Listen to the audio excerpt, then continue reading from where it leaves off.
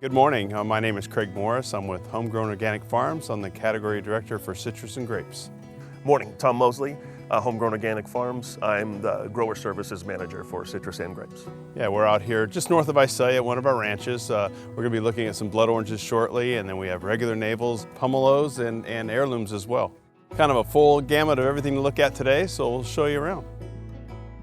These are blood oranges. Kind of a unique characteristic of the blood oranges is it's kind of has a raspberry aftertone. The blood orange is one of the smaller items, but it's very critical, so we can have a full line of products to offer you. When you first start looking for the crop to be ready, you want to look for external blush ideally because it's more identifiable as a blood orange if you've got that little external redness on the peel. If not, when you cut them, you really want to see that deep, rich color on the inside. That's the most important part. We're going to drive over to our Pummelo and Gold Nugget Ranch. So we're standing in the middle of one of our Gold Nugget ranches. As I mentioned before, it's kind of has a black eye in the industry because it's so difficult to handle. We've developed some processes that have made us very successful because we run them, we pick them differently, we condition them differently, and pack them differently on a very soft line. So we do have a very good program, and our customers love it.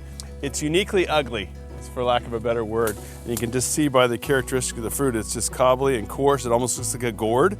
And because the fruit's wet after the previous rains, it's hard to see it here, but you can just take it and you press it with your fingers and you can watch the oil cells rupture, which is why it's kind of got a black eye in the industry. It causes some rind breakdown, but because of our processes, like I mentioned, we've been very successful with it. We harvest them in totes rather than in bins to protect the rind.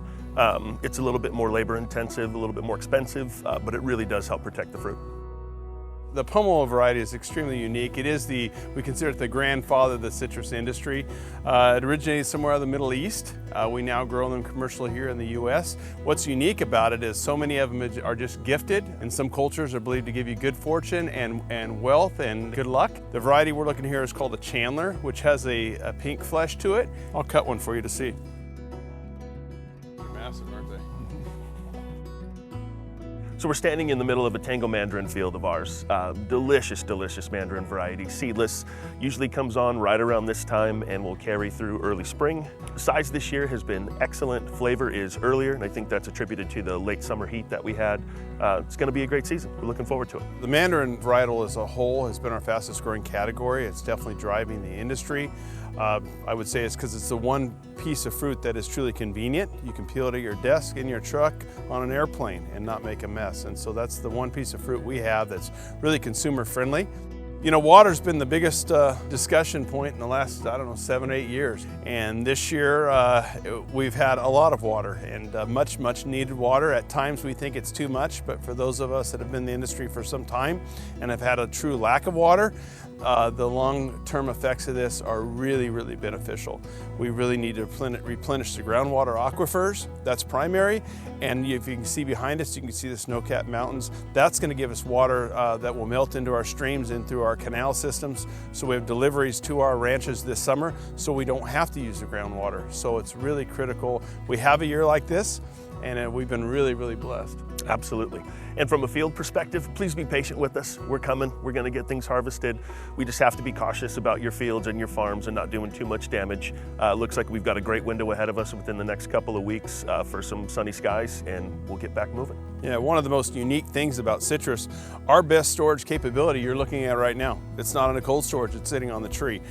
This isn't like a berry or a lot of delicate commodities where the fruit starts melting on the tree. It holds quite well, and there's some cultural practices that we have that we can stretch our season using some of those techniques, and because of that we're able to leave it on the tree until it's ripe, and we can pick between storms, and so we're not in any sort of damage control. We're weathering the storm ultimately. And I was speaking to one retailer just yesterday that we just need to exercise patience. We understand that this is frustrating for all. We also want to pick and sell product, but it is coming, and we're going to need those promotions moving forward to move through our crop because we have lost valuable marketing weeks that we're going to have to make up some ground. We can do it from the picking and packing standpoint. The skies will part eventually. We know that's coming, but we will need our retailer partners to really be ready for that and those opportunities and take advantage of it this coming spring.